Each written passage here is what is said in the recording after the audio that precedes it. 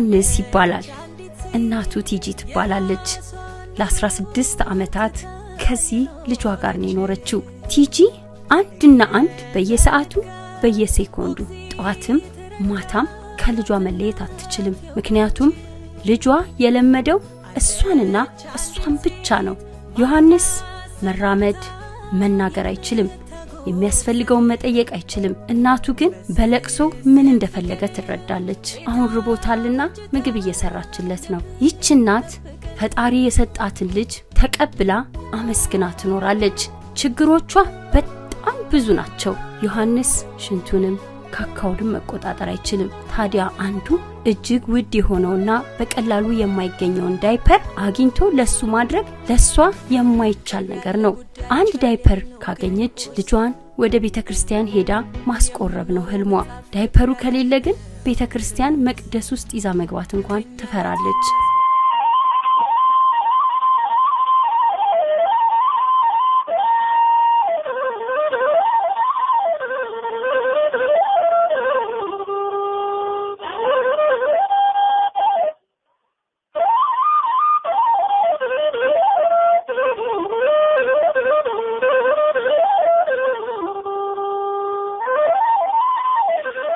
ተስፋዋን ያለመለመው ይህ አደይ ሴንተር ነው። አደይ ሴንተር ማስተዋል በምትባል እንደ ዮሐንስ አይነት ልጅ ባላት እናት የተቋቋመ ነው። ታዲያ ዮሐንስ ሰው አይቀርብም፣ ሰው አይወድም ነበር። አሁን ግን እዚህ መምጣት ከጀመረ ደስተኛ ሆኗል። ከልጆች ጋር መቀላቀል ጀምሯል። ታዲያ ይህች እናት ይህንን ከተመለከተች በኋላ እዚህ አደይ ሴንተር በየቀኑ ለማመላለስ ልጇን በጀርባዋ አዝላ ነው የምትሄደው።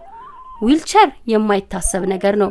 ምክንያቱም እንደምትመለከቱት መንገዱ ምቹ አይደለም። ዊልቸሩንስ ልጁንስ ይዛ እንዴት ብላ ትችላለች?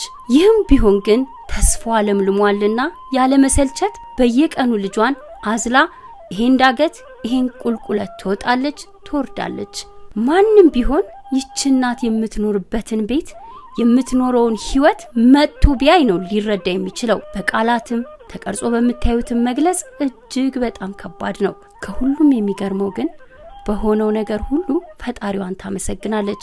እችንና እሷን የሚመስሉ እናቶች እዚህ አደይ ሴንተር ይገኛሉ። እናም ማገዝ መርዳት የምትፈልጉ ቤተሰቦች ካላችሁ በቅድሚያ መታችሁ ጎብኝታችሁ ሩቅ ከሆናችሁ ደግሞ ሊጎበኝላችሁ የሚችልን ሰው አዘጋጅታችሁ ብታዩት መልካም ነው ላለው። ቲጂ ግን ተስፋ ሳትቆርጥ እሱ ያደገ እሷ ያነሰች እየመጣች ነውና በአፋጣኝ ገዛ ያስፈልጋታል። እሷን ማግኘት በአፋጣኝ ያስፈልጋል።